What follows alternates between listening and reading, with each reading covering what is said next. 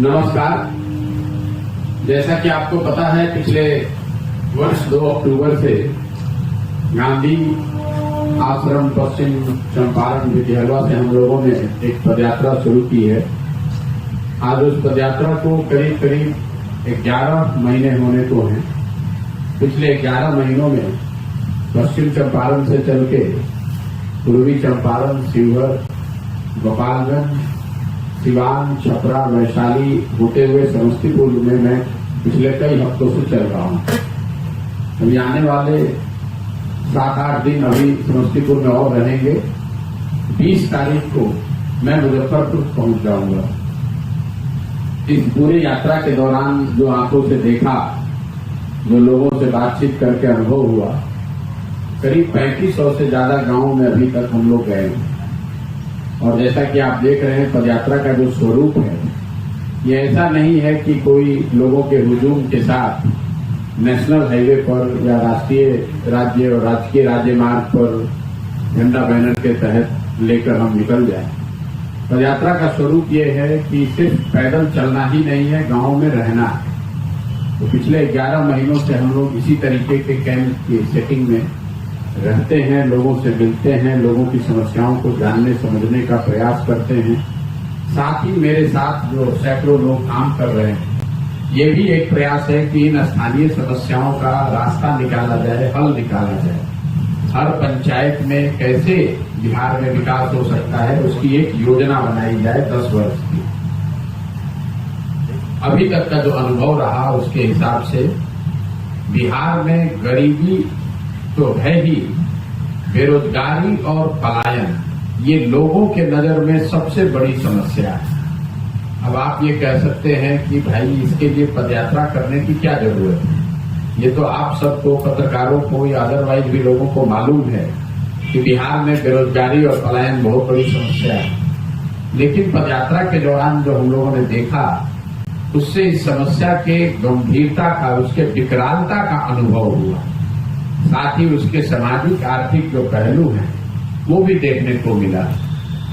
गांवों में ज्यादातर जगह 40 से 50% जो युवा है, चाहे वो किसी वर्ग का हो, वो गांव में रह ही नहीं रहा है। या तो पढ़ाई के लिए या रोजी रोजगार मजदूरी के लिए गांव छोड़कर वो चला गया।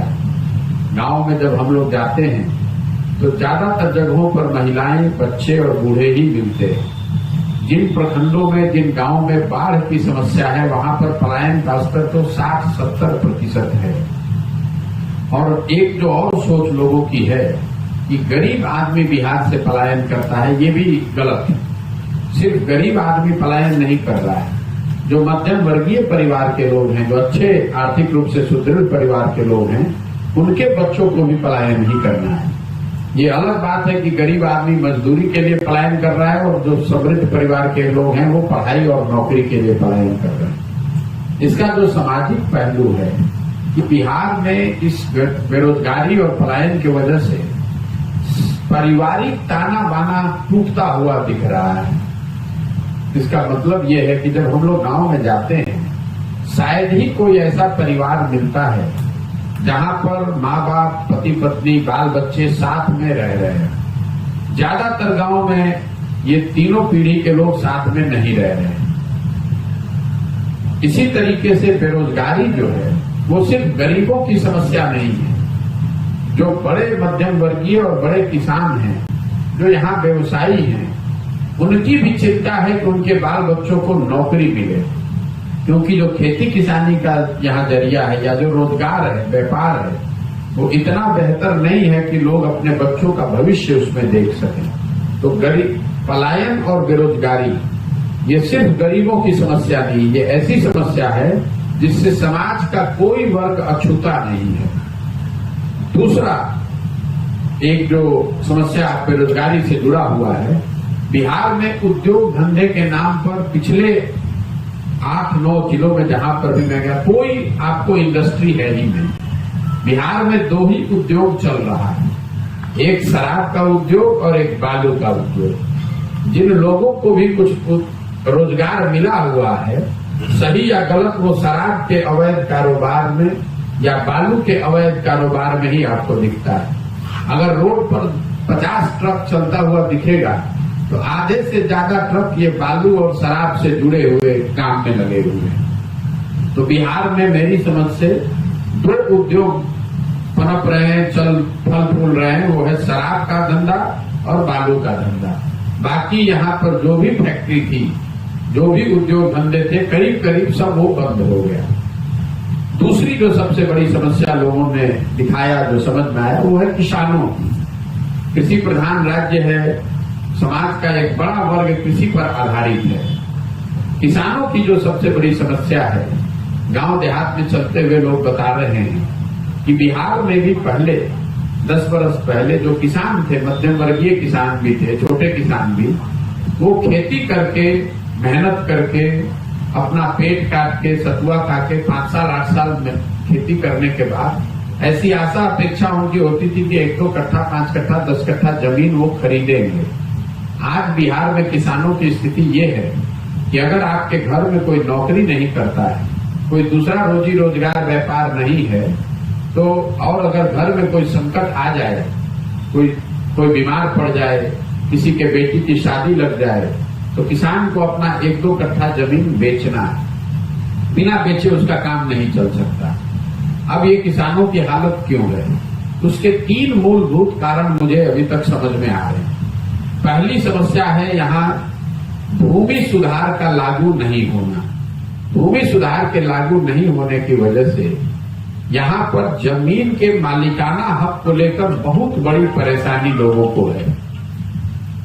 अगर आप सरकारी आंकड़ों को देखेंगे तो आपको पता चलेगा कि बिहार में 60% लोगों के पास, मतलब 100 में 60 आदमी के पास जमीन है ही नहीं। देश के स्तर पर ये आंकड़ा है 38%। मतलब देश में 100 में 38 आदमी के पास जमीन नहीं है, लेकिन बिहार में 100 में 60 लोगों के पास जमीन नहीं है। तो भूमिहीनों की सबसे बड़ी संख्या देश में आज बिहार में है।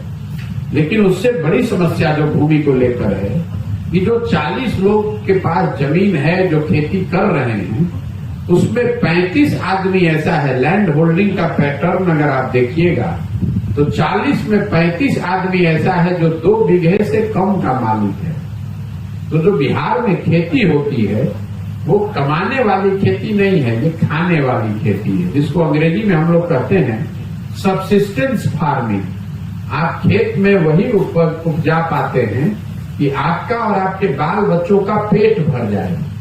सरकारी आंकड़ा ये बता रहा है कि बिहार में खेती करने वाले जो लोग हैं उसमें 3 से 4% लोग ही खेती करके कमाई कर पा रहे हैं। बाकी लोग या तो खेत में मजदूर हैं या खेती करके अपने बाल बच्चों का पेट भर रहे हैं। दूसरी बड़ी जो किसानों की यहाँ समस्या है वो जल प्रबंधन को लेकर है। बिहार बाढ़ प्रभावित राज्य है, ये सब लोग जानते हैं। करीब करीब आधी कृषि योग्य जमीन जो है वो बाढ़ से प्रभावित है। ये समस्या तो लोग जानते हैं, बात करते हैं, आप लोग लिखते भी हैं। जो दूसरी बड़ी समस्या हमने देखी कि जो जमीन बाढ़ से प्रभावित नहीं है वहां पर या तो जल सिंचाई की सुविधा नहीं है, वो सूखे से प्रभावित है। अगर आप सूखे से बच गए तो जल जमाव से फंसे, और आप दोनों से बच गए तो नदियों के कटाव का जो मामला है। तो कुल मिला जुलाकर ये जो जल प्रबंधन, जल संसाधन डिपार्टमेंट है, जल का कुप्रबंधन है। रोड पर हम लोग पंचायतों में चल रहे हैं तो अक्सर ये देखने को मिलता है कि रोड के एक साइड लोग बताते हैं कि भैया यहाँ बाढ़ आया हुआ है, और उसी रोड के दूसरे साइड लोग बता रहे हैं कि सूखे से फसल बर्बाद हो गई। सिवान से जब मैं चला हूं, गोपालगंज के बाद से सिवान, छपरा, वैशाली, समस्तीपुर में जल जमाव की वजह से मुझे लगता है कि 10,000 से ज्यादा एकड़ जमीन बर्बाद हो रही है। आपके समस्तीपुर में भी शायद ही कोई ऐसा प्रखंड अभी तक हमको मिला है जहां किसानों ने जल जमाव की समस्या की बात नहीं की है। हर पंचायत में, हर प्रखंड में 2-4-5 हजार एकड़ जमीन ऐसा है जिससे पानी निकासी की व्यवस्था नहीं है। इन दोनों के बाद किसानों की जो सबसे बड़ी समस्या है, इन सारी परेशानियों के बाद किसान जो फसल उपजाता है बिहार में, उसको उसकी कीमत नहीं मिलती है। एक सरकारी सर्वेक्षण है, ये भी आप इसको याद रखिए, जो बताता है कि बिहार में जो किसान फसल उपजाता है उसको अगर उसकी सही कीमत मिल जाए तो हर साल बिहार के किसानों को 20 से 25 हजार करोड़ रुपया अलग से मिलने लगेगा। इसका मतलब ये है कि लोग इतना नुकसान सह रहे हैं इतने कम दाम पर अपना अनाज बेचकर। उदाहरण के तौर पर मैं आपको बताऊं, जब हमने पदयात्रा शुरू की तो धान का कटनी हो रहा था। धान का सरकारी मूल्य है 2030 रुपया, जबकि बिहार में ज्यादातर लोगों ने धान बेचा 1300, 1400, 1500 रुपया में। और ऐसा नहीं है कि ये इस साल हुआ है, पिछले 10 साल का मैंने आंकड़ा निकलवाया तो आपको जानकर आश्चर्य होगा कि पूरे बिहार में पिछले 10 वर्ष में सिर्फ 13% धान और 1% गेहूं ही सरकारी समर्थन मूल्य पर खरीदा गया है। हम लोग बात करते हैं कि पंजाब में किसान कितना समृद्ध है। किसान पंजाब में समृद्ध इसलिए है कि पिछले इन्हीं 10 सालों में 70% धान और 75% गेहूं सरकार ने समर्थन मूल्य पर खरीदा है। तो आप जरा अंदाजा लगाइए कि अगर आपने 2000 का धान 1300 में बेचा है तो आपका कितना बड़ा नुकसान हो रहा है। इन 3 समस्याओं की वजह से बिहार का जो किसान है वो खाने और पेट भरने से आगे किसानी के जरिए कुछ नहीं कर पा रहा है। इसके अलावा जो किसान तत्कालिक समस्या बताते हैं, खाद और बीज की कालाबाजारी, खासकर यूरिया को लेकर जो यहाँ परेशानी है, यूरिया की जो किल्लत है, 277 रुपया का यूरिया लोग 300-350 से लेकर 1200 रुपए तक खरीद रहे हैं। जो क्षेत्र नेपाल से जितने करीब हैं वहां पर यूरिया की कीमत उतनी ही ज्यादा है। क्यों इसकी यूरिया की किल्लत क्यों है? 2 वजह जो समझ में आ रही है कि एक तो केंद्र सरकार से यूरिया कम आ रहा है, दूसरा जो यूरिया आ रहा है वो बड़े पैमाने पर नेपाल तस्करी के माध्यम से जा रहा है। नेपाल में भारत के इसी यूरिया की कीमत 1400 रुपए प्रति बैग है। तो स्वाभाविक तौर पर अगर 1400 रुपया में नेपाल पर बिक रहा है तो यहाँ पर 277 का यूरिया जो बेच रहा है उसको तो नुकसान है। इसके साथ साथ जो अवैध शराब बनाने वाले लोग हैं वो भी यूरिया का बड़े पैमाने पर इस्तेमाल कर रहे हैं। यही वजह है कि आपको गांव देहात पंचायत प्रखंड में यूरिया की बड़ी किल्लत दिख रही है। बेरोजगारी, पलायन और किसानों के बाद जो तीसरी बड़ी सर्वव्यापी समस्या दिखी लोगों की नजर में वो है बिहार में शिक्षा व्यवस्था का पूरी तरीके से ध्वस्त हो जाना। बिहार में शिक्षा व्यवस्था बहुत अच्छी कभी नहीं थी। हम लोग भी यही बिहार के सरकारी स्कूल से पढ़े हैं, लेकिन जिले के स्तर पर, प्रखंड के स्तर पर 1-2 विद्यालय ऐसा जरूर था जहां पर लोग समझते थे कि पढ़ाई करके जीवन आगे सुधर सकता है। जिलों के स्तर पर 1-2 ऐसा, जिले में 9 भी हो तो कमिश्नरी में 1-2 ऐसा कॉलेज था। लंगट सिंह कॉलेज है, सीएम साइंस कॉलेज है, पटना साइंस कॉलेज है, पटना कॉलेज है, जहां पर लोग समझते थे कि अगर हम चले जाएं, पढ़ाई हो जाए तो हमारा जीवन सुधर सकेगा। हम लोग भी इसी रास्ते से आगे बढ़े। लेकिन आज की जो परिस्थिति है, अब कोई भी विद्यालय, कॉलेज यहां नहीं बचा है जहां सही मायनों में पढ़ाई हो रही है। समाज के नजर से स्कूल की, विद्यालय की जो छवि है वो खिचड़ी बांटने का सेंटर है। और कई लोगों को ऐसा लगता है कि शिक्षकों की गुणवत्ता की वजह से बिहार में ये परेशानी है। मैं आपको ये बताना चाहता हूं बहुत विश्वास से कि शिक्षकों की गुणवत्ता का न होना शिक्षा व्यवस्था के ध्वस्त होने के पीछे एक छोटा सा पहलू, महत्वपूर्ण है लेकिन छोटा पहलू है। क्योंकि अगर मान लीजिए कि शिक्षकों की गुणवत्ता की वजह से स्कूल में पढ़ाई नहीं हो रही है, कॉलेज में तो शिक्षा मित्र नहीं है, नियोजित शिक्षक नहीं है, वहां पर पढ़ाई क्यों नहीं हो रही है? पढ़ाई का ध्वस्त होना जो है ये दिखाता है सरकार की पढ़ाई को लेकर उदासीनता। पूरा जो शिक्षा व्यवस्था है वो नियोजित शिक्षकों और उत्क्रमित विद्यालयों के कंधों पर है। किसी ने समतामूलक शिक्षा नीति बनाने के चक्कर में किसी ने इस बात की चिंता नहीं की कि जहां पर स्कूल बनाए जा रहे हैं वहां पर शिक्षक है कि नहीं, जहां शिक्षक है वहां स्कूल है कि नहीं। नतीजा ये हुआ है कि जहां विद्यालय है वहां शिक्षक नहीं है, जहां शिक्षक है वहां विद्यालय नहीं है, जहां दोनों है वहां बच्चे ही नहीं है। और कॉलेज में जहां तीनों है, बिल्डिंग भी है, टीचर भी है, हजारों की संख्या में छात्रों ने नामांकन करा रखा है, वहां तीनों है लेकिन पढ़ाई ही नहीं है। मैं ऐसा समझता हूं कि जब इस कालखंड का इतिहास लिखा जाएगा तो नीतीश कुमार के शासनकाल में शिक्षा व्यवस्था के ध्वस्त होने को इतिहास सबसे बड़ा काला अध्याय बताएगा। ऐसा इसलिए, मान लीजिए कि यहाँ सड़क खराब है, नहर में पानी नहीं है, कल होके एक अच्छी सरकार आ जाए तो सड़क बन सकती है, नहर में पानी आ सकता है।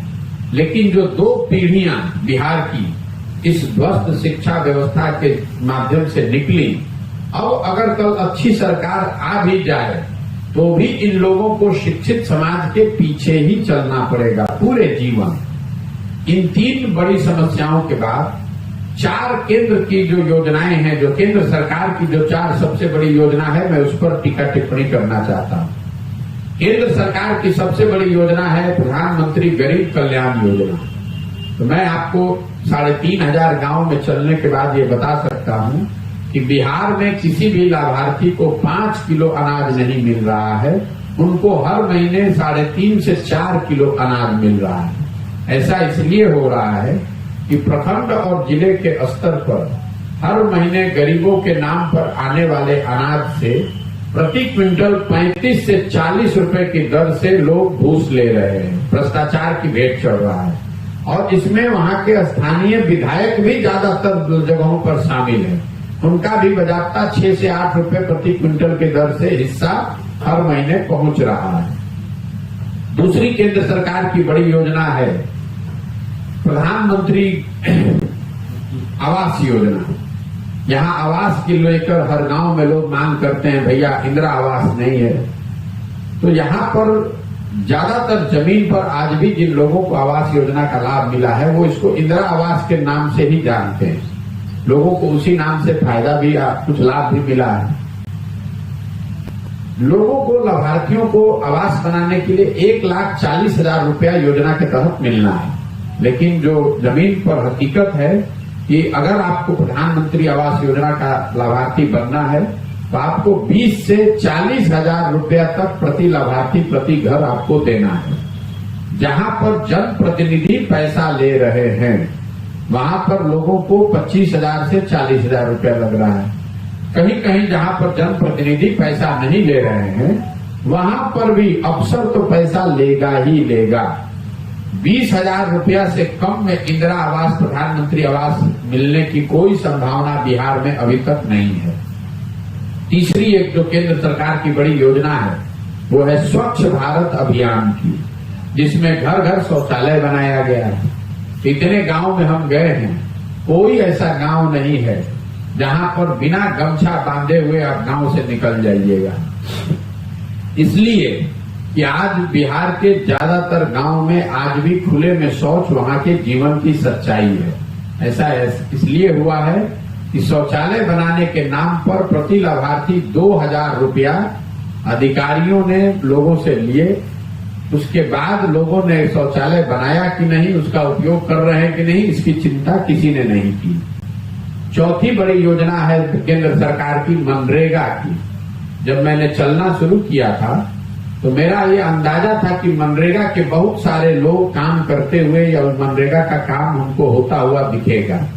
अभी तक हमको मनरेगा का कोई सक्रिय काम नहीं मिला। लोग रास्ते में चलते हुए बताते हैं कि ये पेड़ मनरेगा में लगाया गया है या मिट्टी भरी गई है या पंचायत भवन आंगनबाड़ी सेंटर में मनरेगा के मजदूरों का उपयोग हुआ है, लेकिन मनरेगा का सक्रिय काम अभी तक कोई मुझे मिला ही नहीं। इसको अगर हमने आंकड़ों में देखा तो पता चला कि पिछले साल मनरेगा में बिहार सरकार का यूटिलाइजेशन है 39%। मतलब अगर 100 रुपया बिहार के गरीबों को मनरेगा के तहत मिल सकता था तो 61 रुपया तो हम लोग दिल्ली से लेकर आए ही नहीं। और जो 39-40 रुपया लेकर आए उसमें 40 से 50% की दर से मनरेगा में भ्रष्टाचार की भेंट चढ़ रहा है। लोग पीसी काट रहे हैं। तो ये स्थिति है केंद्र सरकार की 4 बड़ी योजनाओं का। जो 2 योजनाएं हैं, जिस 2 क्षेत्र है जहां पर सुधार दिखा है वो है सड़क और बिजली। निश्चित तौर पर चाहे वो केंद्र सरकार की सड़क हो या राज्य सरकार की सड़क हो, राष्ट्रीय मार्ग और राजकीय मार्ग उसमें सुधार दिखा है। लेकिन जहां तक पंचायती राज की सड़क है, ग्रामीण कार्य की आरईओ की सड़क है, प्रधानमंत्री मुख्यमंत्री संपर्क योजना की सड़क है, ग्रामीण सड़कों की स्थिति करीब करीब वही है जो पिछले 15-20 साल पहले हुआ करती थी। अभी मैं आपके क्षेत्र में आया हूं, वारिसनगर में, जो यहाँ की मुख्य सड़क है प्रखंड की, आप उसकी हालत आप लोग देख ही रहे हैं। लोग बता रहे हैं कि 10 बरस से इसी दुर्दशा में है। तो जो लोग भी बिहार में सड़कों की स्थिति बेहतरी की बात करते हैं, उनको इसका फर्क समझना चाहिए। नेशनल हाईवे, स्टेट हाईवे ठीक हो गया, लेकिन जो ग्रामीण सड़क है, जो प्रखंड और पंचायत गांव की सड़क है, वो पहले या पहले से भी बदतर या उसी हालत में है। इसके बाद जो एक क्षेत्र है जहां सुधार दिख रहा है वो है बिजली। निश्चित तौर पर बिजली बिहार के हर गांव, हर घर में पहुंच गई है, इसमें कोई दो मत नहीं है। हर जगह बिजली दिखी है। बिजली को लेकर जो समस्या है वो है बढ़े हुए और गलत बिल का आना। जो कटिहार बरसोई में अभी घटना हुई है, इस बात को मैं पिछले 6 महीने से बता रहा हूं। इसलिए बता रहा हूं कि हर गांव में जब हम लोग जा रहे हैं तो लोग ये बता रहे हैं कि भैया बिजली का बिल बहुत ज्यादा आ रहा है। 2000, 6000, 10,000, 75,000, 1 लाख, 1.5 लाख रुपए तक भी लोगों ने अपने बिल दिखाए हैं। एक बार अगर गलत बिल आपको आ गया तो आपके पास अब कोई उपाय नहीं है।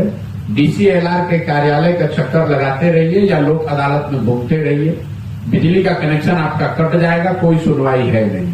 तो आप देखेंगे, ये मेरा अनुमान है कि आने वाले वर्षों में बिहार में बढ़े हुए बिजली के दर ये बहुत बड़ी सामाजिक राजनीतिक चुनौती बनने वाला है। राज्य सरकार की जो 4 बड़ी योजनाएं हैं उसके बारे में मैं आपसे बात करना चाहता हूं। पहली योजना 7 निश्चय की थी, युवाओं को, बेरोजगार युवाओं को सहायता देना, भत्ता देना। 2015 में ये तय किया गया था कि 18 से 35 साल के सभी बेरोजगार युवा को हर महीने 1,000 रुपया कम से कम दिया जाएगा, ताकि उसको मजबूरी में पलायन नहीं करना पड़े। इस योजना को न शुरू किया गया, न इसका कोई लाभार्थी अभी तक हमको मिला है। दूसरी योजना है स्टूडेंट क्रेडिट कार्ड की। 2015 में ये अनुमान किया गया कि अगर 12वीं के बाद बैंकों के जरिए से लोगों की मदद की जाए तो किसी भी परिवार को अपने बच्चों को पढ़ाने के लिए 12वीं के बाद पैसा जेब से खर्च नहीं करना पड़ेगा। 2015 में अनुमान था कि करीब करीब 1.25 करोड़ बिहार के बच्चों को इसकी जरूरत या इसका लाभ मिल सकता है। बिहार सरकार का अपना आंकड़ा बता रहा है कि पिछले 8 वर्ष में 10 लाख लोगों को भी इसका लाभ नहीं मिला। इस योजना को भी धीरे धीरे लोगों ने ठंडे बस्ते में डाल दिया है। तीसरी बड़ी योजना जिसकी चर्चा आप लोग बहुत करते हैं वो है नल जल योजना। 7 निश्चय में ये योजना बनाई गई थी कि बिहार के हर घर में नल से पानी पहुंचे, और उस समय का अनुमान था कि इस 5 वर्ष में इस काम को किया जाएगा और इस पर 25,000 करोड़ रुपया खर्च किया जाएगा। सरकार का दावा है कि 2/3 नल जल योजना चल रही है। मेरा अपना विश्वास है 3500 गांव में जाने के बाद कि 2/3 से ज्यादा नल जल योजना नहीं चल रही है। या तो योजना ठीक से बनी नहीं, या बनने के बाद कुछ दिन चलने के बाद बंद हो गई रख रखाव के अभाव में। और एक तो तीसरी बड़ी समस्या आ गई है, वो है जिस जमीन पर नल जल योजना बनी है उसके मालिकाना हक को लेकर। ये योजना बनाते समय वार्ड सदस्यों को जिम्मेवारी दी गई थी कि किस जमीन पर ये योजना बनेगी। ज्यादातर वार्ड सदस्यों ने या तो अपने ही जमीन पर इसको बनवा लिया या अपने दोस्त मित्र राजनाता रिश्तेदार की जमीन पर बनवाया। उनको ये समझ थी कि जब योजना ये बन जाएगी तो 6,000-8,000 रुपया उनको हर महीने जमीन का रेंट के तौर पर, किराए के तौर पर मिलेगा। अब हुआ ये कि ज्यादातर वार्ड सदस्य चुनाव हार गए। हारने के बाद अब उनको समझ में नहीं आ रहा है कि इसका करें क्या। जो नए वार्ड सदस्य आए हैं उनको उसका मालिकाना हक मिल नहीं रहा है। कई जगह पर तो हम ये देख रहे हैं कि जिनके जमीन पर नल जल योजना बनी हुई है वो बजाता पानी का व्यापार कर रहे हैं, कारोबार कर रहे हैं। आपके घर में शादी उदी का जरूरत है तो पंप चलाकर पानी टैंकर में भरते हैं, उसके बदले में आपसे पैसा लेते हैं। इसके अलावा जो योजना जो सबसे बड़ी योजना थी, जिसको आप लोग शायद ध्यान में नहीं रखते हैं, 7 निश्चय में 2015 में यह अनुमान किया गया था कि बिहार के सभी घरों के नालियों का अगर पक्कीकरण करना हो, जल जमाव की समस्या से लोगों को निजात दिलाना हो, तो करीब करीब 80,000 करोड़ रुपया खर्च करना पड़ेगा। हर घर के नाली को पक्की नाली बनाकर उसको एक बड़े नाले से जोड़ा जाएगा और बड़े नाले से के पानी को लाकर बाहर गांव से निकाला जाएगा। इस योजना के तहत अभी तक जो मैंने देखा है, किसी के घर के नाली का पक्कीकरण नहीं किया गया है। ये जरूर है कि गांव में सड़कों के किनारे बड़े कुछ नाले बनाए गए हैं बेतरतीब तरीके से। उन नालों को ना घरों के नालियों से जोड़ा गया, ना उन नालों से पानी को निकालकर निस्तारण की व्यवस्था की गई। तो पैसा तो निकाला गया, काम हुआ, लेकिन ये ज्यादातर नाले आज बड़े कूड़ेदान के तौर पर वहां पर हैं, इनसे पानी का निष्कासन निस्तारण नहीं हो रहा है।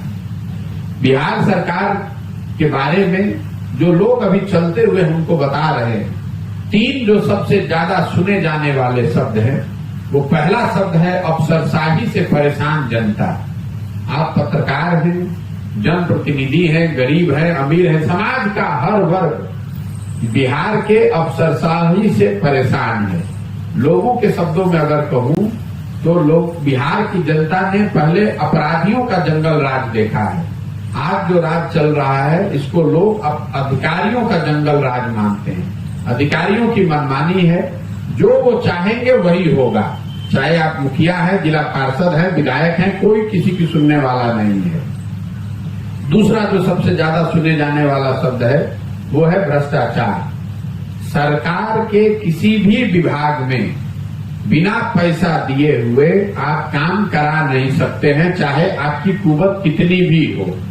मुखिया जी लोग भी खुद पैसा देकर काम करा रहे हैं। अगर आप जनप्रतिनिधि हैं तो भी आपको पैसा देना है, चाहे आपको जमीन का रसीद कटाना है, जन्म और मृत्यु प्रमाण पत्र लेना है, जाति प्रमाण पत्र लेना है, पासपोर्ट बनवाना है, कोई भी काम करना है, चाहे किसानों को बिजली का कनेक्शन लेना है, बिना पैसा दिए हुए कोई भी काम बिहार में आप आज नहीं करा सकते हैं। और तीसरा जो एक नया शब्द बिहार में मैं सुन रहा हूं, पिछले 4-5 साल से शायद आया है, वो शब्द है पीसी, दलाली का नया नाम। योजना चाहे केंद्र सरकार की हो या राज्य सरकार की, हर योजना में व्यवस्थित तरीके से 10% से लेकर 50% तक दलाली को काटा ही जाना है और ये पैसा जनप्रतिनिधियों और अफसरों के बीच में बांटा जा रहा है। तो मोटे तौर पर मेरा अभी तक का अनुभव, जो लोगों ने बताया, जो हमने आंखों से देखा, वो ये रहा कि पहले से ये कह रहा हूं कि मैं शराबबंदी के बिल्कुल विरोध में हूं। कोई इफ पट किंतु परंतु नहीं है। और इसका आधार ये है, पहला आधार ये है कि शराबबंदी को लेकर दुनिया में, बिहार में, देश में नहीं, दुनिया में कहीं कोई ऐसा प्रमाण नहीं है कि शराबबंदी के जरिए किसी राज्य, किसी देश ने अपना सामाजिक आर्थिक भला या विकास किया हो। तो पहले तो ये तथ्यहीन है, आधारहीन नीति है। दूसरी बात, शराबबंदी तो हुई ही नहीं है। शराबबंदी के नाम पर शराब के दुकान बंद हो गए हैं, लेकिन होम डिलीवरी तो घर घर हो ही रहा है। नतीजा क्या हुआ? शराब की दुकान बंद हो गई, उससे सरकार को, बिहार के लोगों को हर साल 15,000, 20,000 करोड़ का राजस्व का नुकसान हो रहा है। शराब घर घर बिक रही है, 200 रुपए की शराब 4,000 में बिक रही है, या गलत शराब बिक रही है। जो ये पैसा जो सरकार का नुकसान हो रहा है बिहार के लोगों का, ये पैसा जा कहां रहा है? ये पैसा जा रहा है भ्रष्ट प्रशासन के पास और शराब माफिया के पास। इसके साथ ही जो और इसके पहलू हैं, सामाजिक पहलू, जो गरीब तबके के लोग हैं, सामाजिक तौर पर जो गरीब है, पिछड़ा है, उनके परिवार के साथ, उनके महिलाओं के साथ जो अभद्रता हो रही है, जो बदमाशी हो रही है, आप जाकर देख लीजिए। 1 लाख से ज्यादा लोग जिन पर शराबबंदी का केस चल रहा है, उसमें ज्यादातर लोग, 2/3 लोग गरीब और पिछड़े समाज के लोग हैं। जो आदमी पैसा वाला है, समाज में रसूख रखने वाला है, शराब का धंधा कर रहा है, वो स्वच्छंद रूप से घूम रहा है। और गरीब का आदमी, अगर आपके यहाँ कोई गलती से शराब पकड़ लिया जाए, शराब नहीं, हमको यहाँ पासी समाज के ताड़ी का काम करने वाले लोग मिलते हैं। हर दिन महिलाएं बताती हैं कि कैसे घर में घुसकर उनके ताड़ी के बर्तन को तोड़ा जा रहा है, उनसे पैसा वसूला जा रहा है, उनको प्रताड़ित किया जा रहा है। कमोबेश वही स्थिति है। जो नए लड़के हैं मोटरसाइकिल पर शराब का धंधा करना और तरह तरह के दूसरे तरीके का नशा का आना, ये सब चीज समाज के ताना बाना को बहुत लंबे समय तक प्रभावित करेगा। एक और अंतिम बात, कई बार सरकार के लोग, खुद मुख्यमंत्री ये दावा करते हैं कि गांधी जी ने ऐसा कहा है। तो मैं पहले दिन से ये दावा कर रहा हूं और आपको चुनौती दे रहा हूं नीतीश कुमार और उनके सरकार को, कि आपने अगर गांधी को पढ़ा है, समझा है, तो किसी के जरिए हमको वो पंक्ति दिखा दीजिए जिसमें गांधी जी ने शराबबंदी की बात कही है। गांधी जी ने जीवन में कभी भी सरकार के द्वारा शराबबंदी की बात कही ही नहीं है। गांधी जी ने ये कहा कि शराब समाज में ये प्रयास होना चाहिए कि लोग शराब न पिए। गांधी जी ने उस हिसाब से ये भी कहा कि आपको शाकाहारी होना चाहिए। लेकिन ये तो ऐसे हो गया कि सरकार ये कहे कि गांधी जी ने कहा है शाकाहारी होना अच्छा है, तो सरकार कानून बना दे कि जो भी शाकाहारी नहीं है, जो भी मांसाहारी है, नॉन वेजिटेरियन है, उसको आप पकड़ के जेल में डाल दीजिए। गांधी जी ने सरकार के द्वारा कानून बनाकर शराब रोकने की बात नहीं की। उन्होंने समाज को जगाने, समझाने और समाज को जागृत करके शराब के आदत को छुड़ाने की बात कही। तो जिन लोगों ने इसको लागू किया है, न उनको गांधी की समझ है, न दुनिया भर में जो सरकार की नीतियां हैं उसकी समझ है। आप जरा बताइए कि अगर शराबबंदी से ही लोगों का, समाज का भला होता, तो दुनिया में इतने बड़े बड़े देश हैं, इतने समाज आगे हैं, भारत से, बिहार से तो कोई तुलना ही नहीं है। उन्होंने अपने यहाँ शराबबंदी क्यों नहीं लागू की है? ये बेकार की बात है।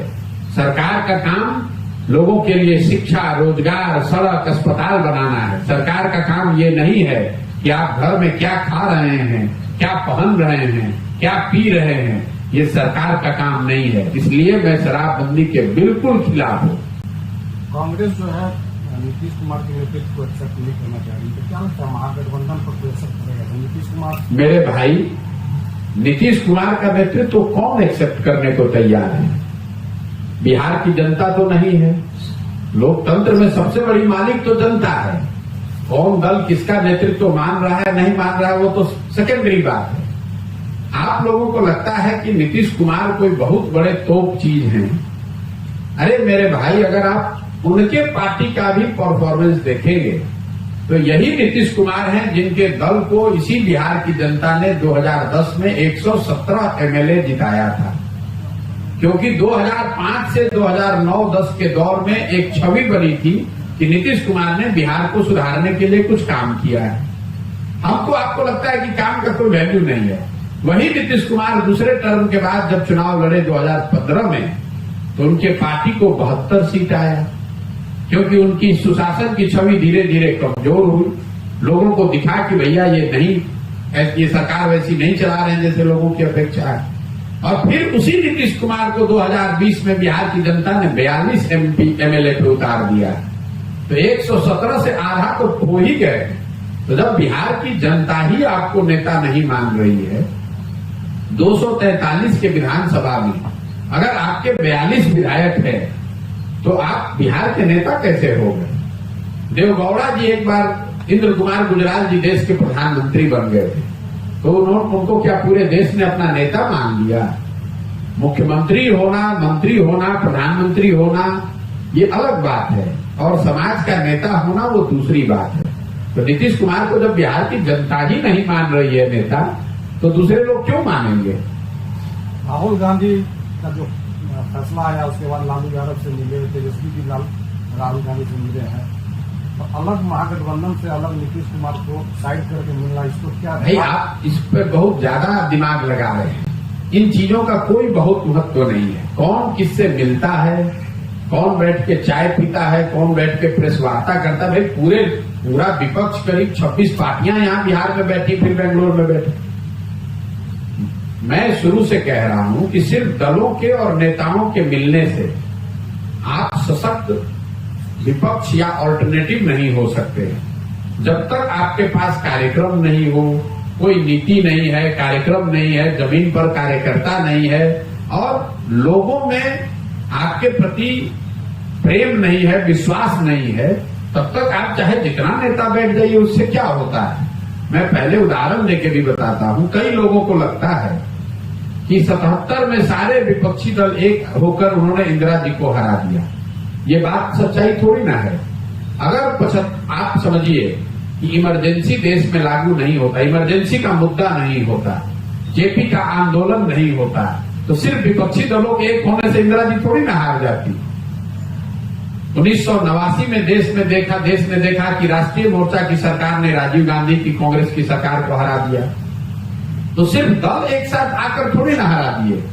मुद्दा बोफोर्स था, भ्रष्टाचार मुद्दा था, उसके नाम पर पूरी जनता एक हुई, फिर दल एक हुए, तब ना आपको जीत मिलेगी। जब तक आपके पास कोई मुद्दा नहीं है, जब तक आपके पास कोई कार्यक्रम नहीं है, जमीन पर कार्यकर्ता नहीं है, तो जितने भी पार्टी के नेता, और ये सिर्फ इन्हीं के लिए नहीं है, एनडीए के लिए भी है, नेता जितना मिल ले, जितना चाय पी ले, खाना खा ले, प्रेस कॉन्फ्रेंस कर ले, उससे जमीन पर क्या फर्क पड़ता है। आप वारिसनगर में पत्रकारिता करते हैं, आपको वारिसनगर में कितने लोग मिले, सामान्य आदमी जो राजनीति नहीं करता है, जो इस बात से अब कल तक भाजपा को दे रहा और सवाल कर रहा है कि अब भाजपा को नहीं देंगे क्योंकि 26 लोग पटना में बैठक कर रहे हैं।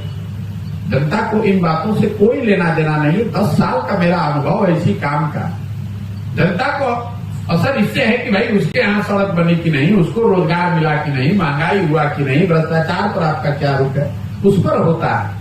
कौन किसके साथ चाय पी रहा, नेता है तो जैसे आप हम अपने दोस्त मित्र के साथ जाकर चाय पीते हैं, खाना खाते हैं, ये लोग नेता है तो एक दूसरे के साथ ही बैठेगा, खाएगा। एक सवाल है सर, बिहार में अभी बिहार सरकार के द्वारा जातीय जनगणना है, बहुत बड़ा मुद्दा, इससे बिहार में क्या असर पड़ेगा? कोई असर नहीं पड़ेगा।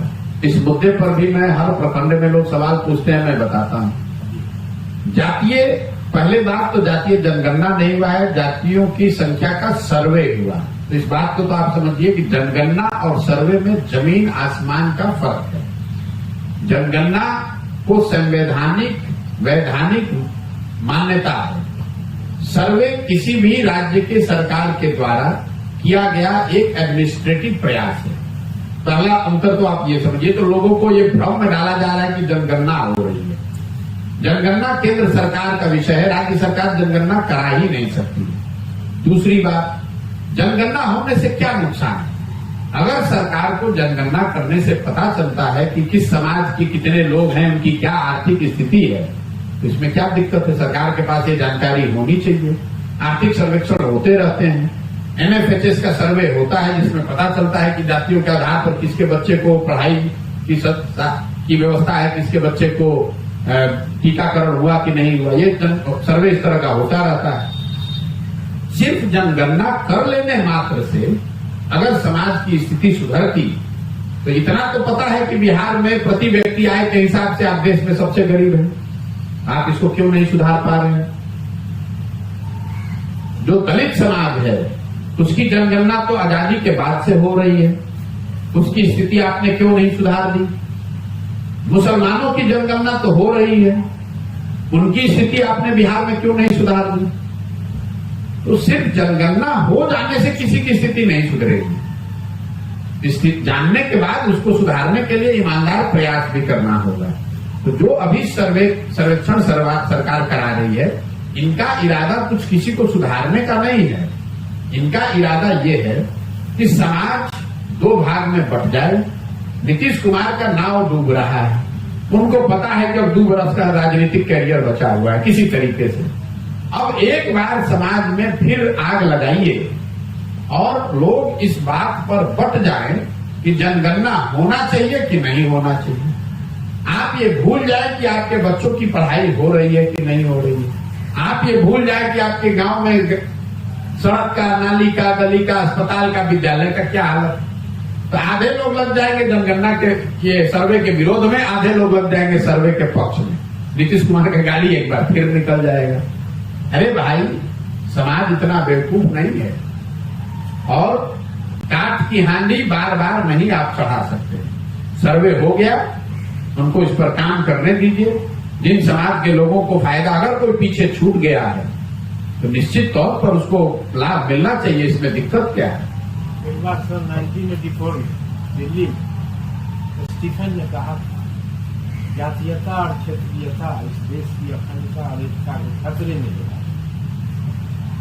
ऐसी बात नहीं है। देखिए, हर आदमी का अपना ये वैचारिक किसी व्यक्ति की सोच हो सकती है।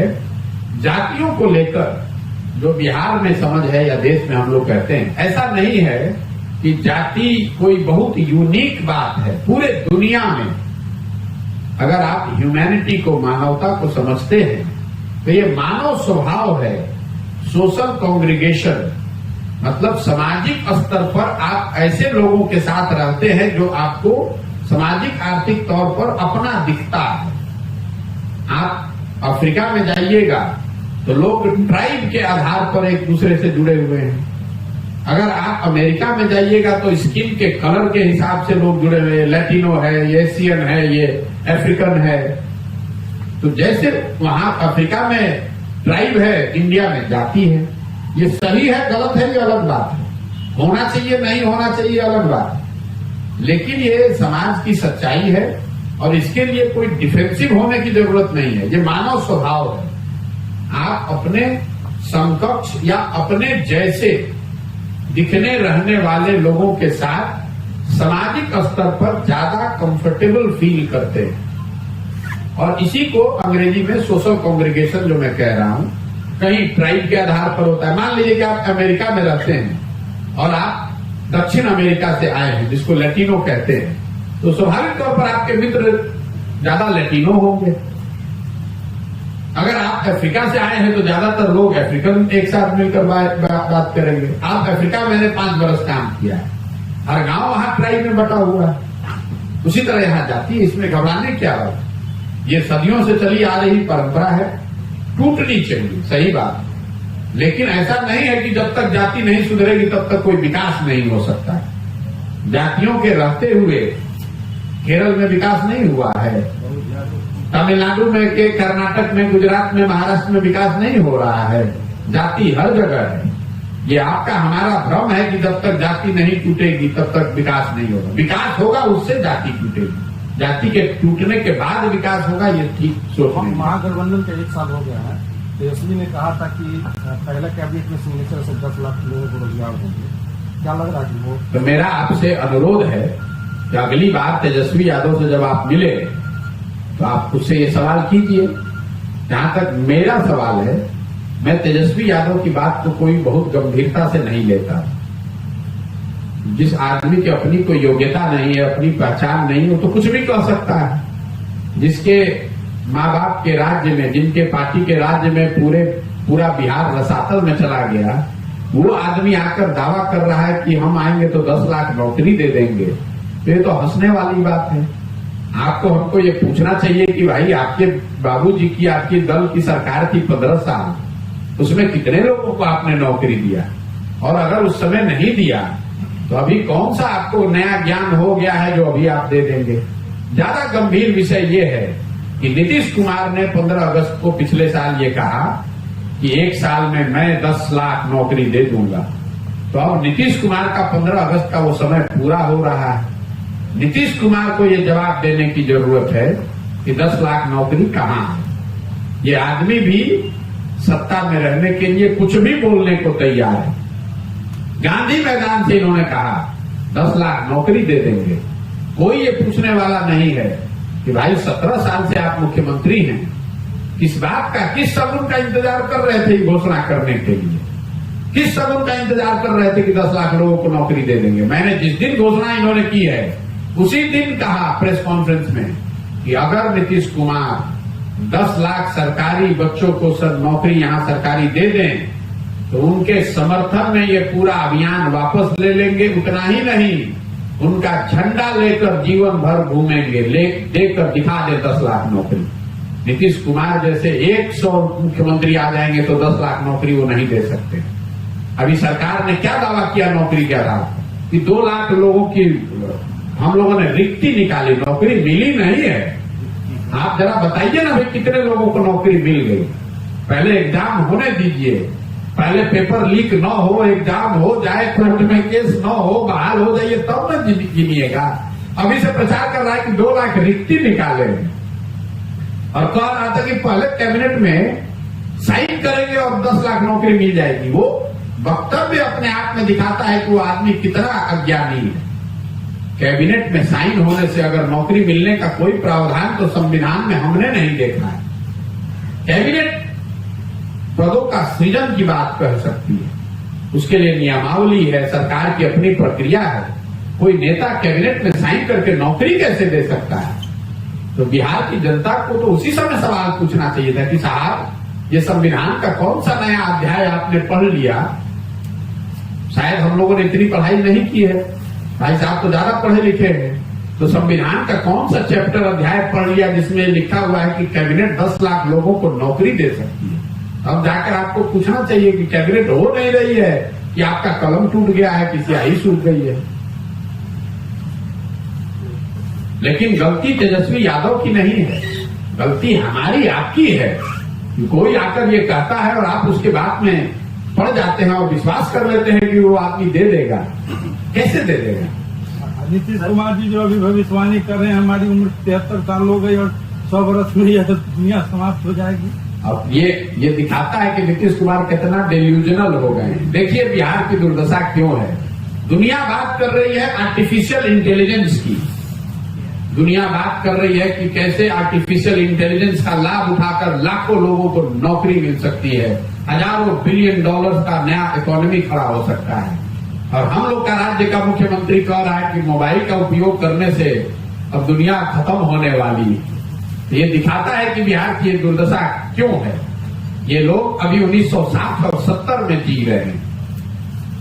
कुर्ता पैजामा धोती कुर्ता पहनकर निकल गए, उनको पता ही नहीं। मैं एक उदाहरण लेके हंसता हूं कि सेमी कंडक्टर का एक फैक्ट्री बिहार देश में लग रहा है, लगाने का प्रयास हो रहा है। पहले महाराष्ट्र में लगने वाला था, फिर गुजरात में लगने की बात हुई। महाराष्ट्र में बड़ा हंगामा हुआ कि भाई केंद्र सरकार के दबाव में ये सेमी कंडक्टर का फैक्ट्री महाराष्ट्र से हटाकर गुजरात में किया जा रहा है। एक सेमी कंडक्टर के फैक्ट्री बनाने का जो खर्चा है वो है $20 बिलियन, मतलब 1,40,000 करोड़। तो लोगों से मैं के जरिए लोगों से मैं पूछा, भैया बिहार में ये क्यों नहीं हम लोग ऐसा सोचते? तो मैंने कहा पत्रकारों को कि आप बिहार के पूरे कैबिनेट को बुला लीजिए, नीतीश कुमार को इंक्लूड कर लीजिए उसमें, जो अपने इंजीनियर हैं। अगर वो ये बता दे कि सेमी कंडक्टर होता क्या है तो हम उनका जूता अपने सर पर लेकर चलने को तैयार हैं। जब आपको पता ही नहीं है कि सेमी कंडक्टर होता क्या है तो आप उसके फैक्ट्री की बात कभी सोचिएगा भी कैसे? हम ये नहीं कह रहे हैं कि बिहार में लग सकता है, बहुत बड़ी चीज है। जब भारत में नहीं है, भारत सरकार इतना प्रयास कर रही है कि सेमी कंडक्टर की फैक्ट्री लगे, वो अभी उनको सफलता नहीं मिली है, तो ऐसा नहीं कि कल बिहार में लग जाएगा। लेकिन आपके जो नेता हैं, आपके जो नेतृत्व करता है, उनको तो मालूम भी नहीं है कि ये क्या चीज है। नीतीश कुमार को अगली बार मिलिए तो पूछिए, सर आर्टिफिशियल इंटेलिजेंस से ट्रिलियंस ऑफ डॉलर का नया इकोनॉमी बन रहा है, लाखों लोगों को देश विदेश में रोजगार मिल रहा है, इस पर आपका क्या करना है? तो नीतीश कुमार कहेंगे अरे छोड़िए, बाकी सबसे कुछ होता है? नहीं होता है। खाली 400 रुपया वृद्धावस्था पेंशन देने से होगा, साइकिल 10 साल पहले बांटे उससे होगा। पूरे बिहार को अनपढ़ मजदूर बना दिया इस आदमी ने। आप क्या अपेक्षा करते हैं? और ये लोग चाहते हैं कि समाज ऐसे ही रहे, ऐसे रहेगा तभी ना 9वां पास आदमी को अपना नेता मानेगा।